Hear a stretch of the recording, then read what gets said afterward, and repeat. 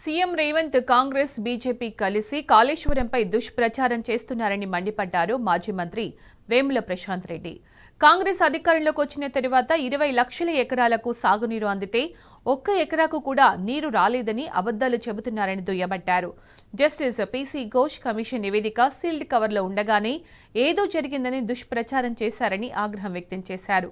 అందుకే కాళేశ్వరానికి సంబంధించిన అన్ని అంశాలను వివరించాల్సిన అవసరం ఉందన్నారు.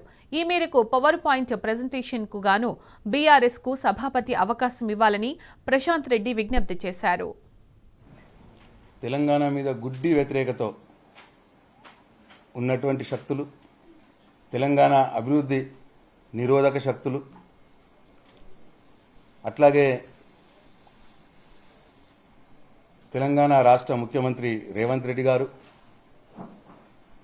కాంగ్రెస్ పార్టీ, అట్లాగే బీజేపీ పార్టీ అందరూ కూడా కూడబలుపుకొని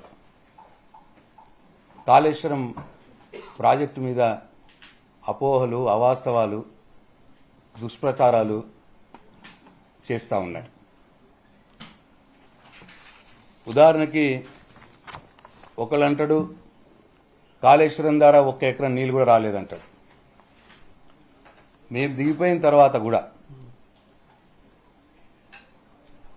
ఒక మేడిగడ్డ నుంచే కాదు, కాళేశ్వరం నీళ్లు, గోదావరి నీళ్లు ఎంఎండి ద్వారా, అట్లాగే అన్నపూర్ణ ద్వారా, మల్లన్న సాగర్ ద్వారా, కొండపోచమ్మ సాగర్ ద్వారా,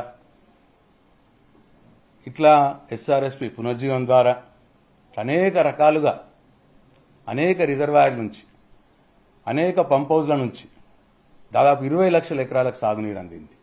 మేము దిగిన తర్వాత, మేము ప్రభుత్వం నుంచి మేము బయటకు వచ్చిన తర్వాత కూడా ఈ విషయాలు చెప్పాల్సిన అవసరం ఉన్నది ప్రజలకి. ప్రాజెక్ట్ కూలిపోయింది అంటారు, కాళేశ్వరం కూలిపోయింది అంటారు.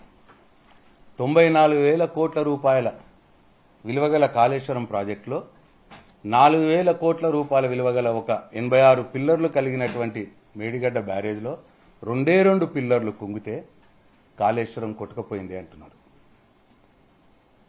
ఈ రోజు కూడా గత సంవత్సరం 15 లక్షల క్యూసెక్లను తట్టుకొని నిలబడ్డది కాళేశ్వరం ప్రాజెక్టు. ఈ రోజు కూడా నిటారుగా నిలబడి ఉన్నది మేడిగడ్డ బ్యారేజ్. రండి కలిసి చూసేద్దాం వస్తే. ఇట్లా దీని మీద కూడా వాస్తవాలు ప్రజలకు తెలియజెప్పాల్సిన అవసరం ఉన్నది. అట్లనే 1,00,000 కోట్ల అవినీతి జరిగింది అంటారు. కాళేశ్వరం ప్రాజెక్టుకైనా ఖర్చే 94,000 కోట్లు. ఖర్చు 94,000 కోట్లు అయితే 1,00,000 కోట్లు ఎట్లా అవినీతి జరుగుతాయి? 1,00,000 కోట్లు అంటే వాళ్ళు ఎంత ఫాల్స్గా మాట్లాడుతున్నారో, ఎంత అబద్ధాన్ని ప్రచారం చేస్తున్నారో అర్థమవుతా ఉన్నది. దీని మీద కూడా వాస్తవాలు ప్రజలకు చెప్పాల్సిన అవసరం ఉన్నది మా పార్టీకి. జస్టిస్ ఘోష్ కమిషన్ రిపోర్ట్ అన్నారు.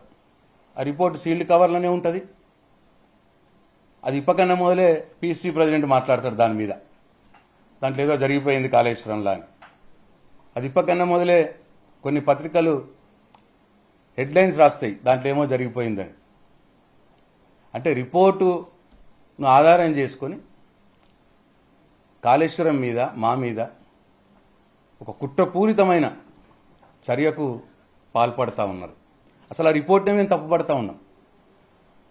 ఆ రిపోర్ట్లో సెక్షన్ 8B 8C ప్రకారం మా వివరణ కోరాల్సి ఉండగా, కేసీఆర్ గారిది, హరీష్ రావు గారిది వివరణ కోరాల్సి ఉండగా, ఈటల రాజేందర్ గారిది, ఎవరిదైనా సరే, ఇంజనీర్లది ఎవరిదైనా సరే తప్పు జరిగింది వీళ్లతో అని వాళ్ళు రిపోర్ట్లో చెప్పినప్పుడు వాళ్ళ వివరణ కోరలేదు. వన్ సైడ్గా ఏకపక్షంగా ఆ రిపోర్ట్ని వీళ్ళు ప్రచారం చేసుకుంటున్నారు.